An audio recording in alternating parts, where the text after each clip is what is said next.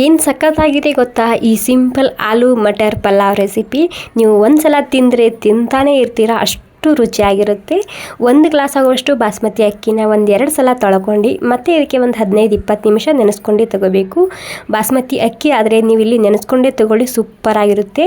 ಕುಕ್ಕರ್ಗೆ ಎಣ್ಣೆ ಹಾಗೂ ತುಪ್ಪ ಎರಡೂ ಹಾಕ್ತಿದ್ದೀನಿ. ಬಿಸಿ ಆದಮೇಲೆ ಜೀರಿಗೆ ಹಾಗೂ ಪಲಾವ್ ಸ್ಪೈಸಸ್, ಅದ್ರ ಜೊತೆಗೆ ಒಂದೆರಡು ಈರುಳ್ಳಿ ಉದ್ದುದ್ದಾಗಿ ಕಟ್ ಮಾಡ್ಕೊಂಡು ಸೇರಿಸ್ತಿದ್ದೀನಿ.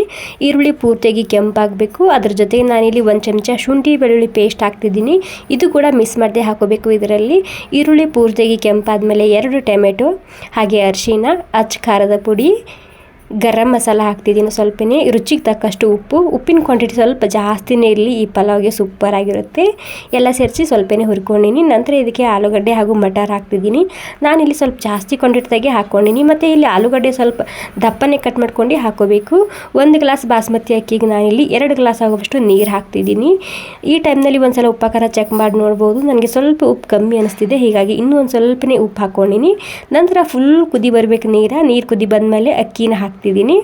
ಮತ್ತು ಅರಿಶಿನ ಕ್ವಾಂಟಿಟಿ ಕಮ್ಮಿನೇ ಇರಲಿ, ಪಲಾವ್ಗೆ ತುಂಬಾ ಸರಿಯಾಗಿ ಕಲರ್ ಬರುತ್ತೆ. ಇವಾಗ ಹಾಗೇ ಒಂದು 70% ಆಗೋ ತನಕ ಪ್ಲೇಟ್ ಮುಚ್ಚಿ ಬೇಯಿಸ್ಕೊಂಡಿದ್ದ. ಇವಾಗ ನೀವಿಲ್ಲಿ ಮೊದಲೇ ಕುಕ್ಕರ್ ಮುಚ್ಚಿ ಬೇಯಿಸ್ಕೊಂಡ್ರೆ ಎಲ್ಲ ತರಕಾರಿಯು ಒಂದೇ ಸೈಡಲ್ಲಿ ಬಂದು ಕುತ್ಕೊಳ್ಳುತ್ತೆ. ಹೀಗಾಗಿ 70% ಬೆಂದಾದ್ಮೇಲೆ ಸ್ಲೋಲಿಯಾಗಿ ಮಿಕ್ಸ್ ಮಾಡ್ಕೊಂಡು ಮತ್ತೆ ಒಂದು ಸೀಟಿ ಹೊಡ್ಸ್ಕೊಂಡ್ರೆ ಸಾಕು, ಸೂಪರ್ ಆಗಿರುತ್ತೆ. ಇಷ್ಟ ಆಗಿದ್ರೆ ಒಂದು ಲೈಕ್ ಮಾಡಿ. Thank you.